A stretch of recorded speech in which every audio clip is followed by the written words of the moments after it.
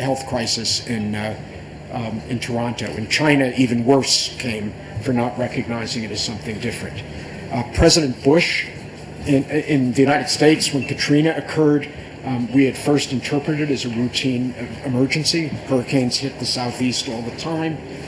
It seemed after the storm had passed that New Orleans had weathered it well, and the information about the rupture of the levees took almost a day, or maybe even longer than a day, to get from the people on the scene, of whom there were very few because most had been evacuated, to the White House. People simply weren't aware that it happened, and as a result of that, they missed that critical period. They missed taking action quickly, and the government was very slow to spring into action.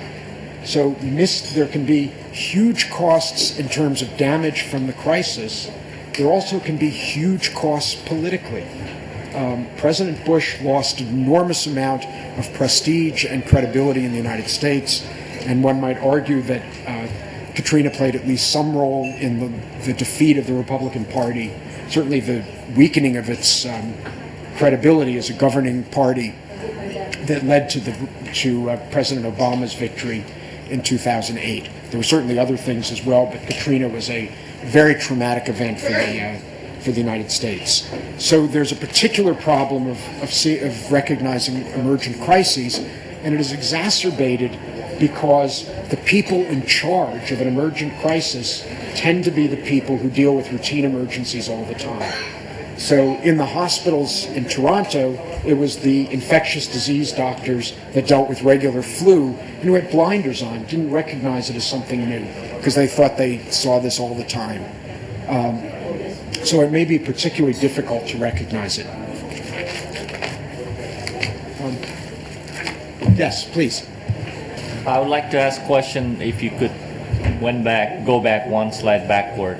I think your two distinct modes are very intriguing, and I think we all agree that for one side, there's routine emergency, there's 6 different characteristics, and also for crisis, they seems to be against each other, so to speak.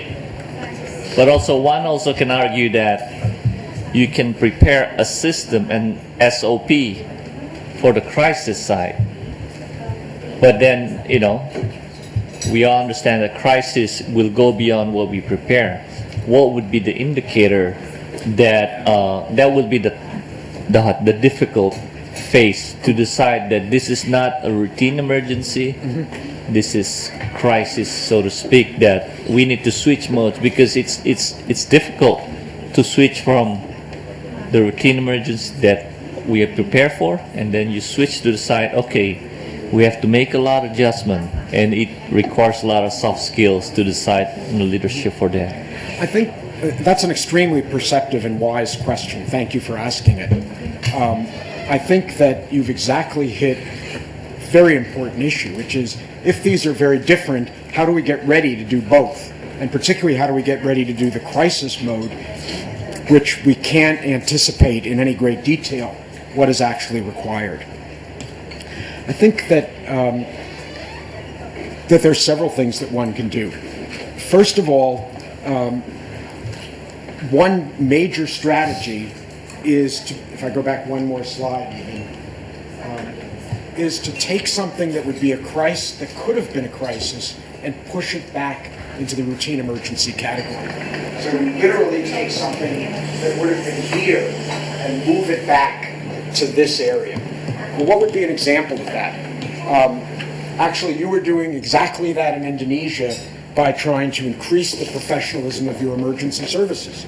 You were saying, here are things like earthquakes in certain places that we can get better prepared for, where we can have better contingency plans, that we can train people better for. We can take something that would have been a crisis and make it into something close to a routine emergency by the quality of our preparedness. In dealing with H1N1, which fortunately didn't turn out to be as severe, as dangerous a virus as it could have been, but was a pandemic in terms of its spread around the world, we were dealing with a disease that hadn't been seen before, and countries coped with that largely because they had been getting ready for first avian flu and they had been doing generic pandemic flu preparation. And as a result of that, they had the pieces of a response ready, and they were able to essentially convert a new experience, H1N1, into something that they were ready to deal with relatively little difficulty. So first strategy is to improve the quality of your preparedness, improve the professionalism of your organizations, and be able to push things that would have been crises back into the routine emergency category. And I think many countries are doing this in major ways, greatly to their credit, and Indonesia, from the sound of your presentations this morning, is well on the way to doing that. A second strategy is the other strategies I think are much tougher, but a lot of it would come in the form of training and exercising so that people are ready to deal with are essentially trained to deal with the unexpected. Law enforcement and the military already do a great deal of training of that sort. It's a well-known statement in the military that the first casualty of battle is the military plan. Whatever your plan is, it dies on the first day of battle because the battle doesn't go exactly as you had prepared. But that doesn't mean that planning process and the training that went around it was useless. And in fact, General Dwight Eisenhower, I think it was Eisenhower, maybe I'm attributing this quotation to somebody else, but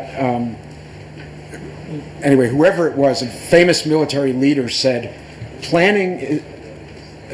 plans are nothing, but planning is everything. And that means that if you can do planning that prepares you to be good analysts, to size up situations, to deal on a tabletop basis or an exercise basis with things that stretch your organization, things that are outside the realm of the plans that they've already prepared, you can give people practice in improvising and responding to unexpected emergencies. And that's true not only for your commanders, but it will be true also for the rank and file members of your response organizations. The pieces that you put together are pieces from your plans. It's just that you're not going to be able to holistically implement something that you prepared. But there will be parts of those things that will be useful, and then some other things that you'll have to invent on the spot. But the more you practice doing that, and the more that you debrief and have after-action analysis of how you did on those training exercises, the more likely your organization will be ready to deal with new situations. So there's no perfect preparation for it, but there are things that you can do that will train your organization to be more versatile and quicker on its feet than it would be otherwise. Other questions? Yes, Justin.